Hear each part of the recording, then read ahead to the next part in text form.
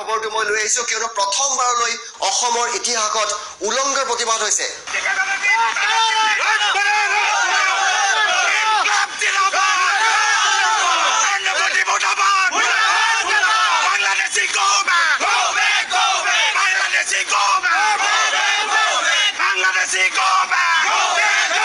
সম্পূৰ্ণৰূপে উলংঘ হৈ প্ৰতিবাদ হৈছে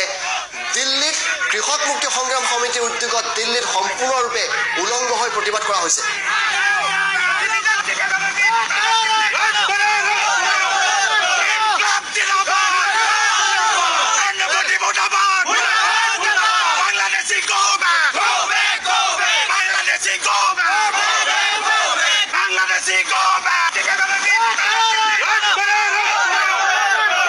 আমি দেখুৱাইছো আপোনালোকক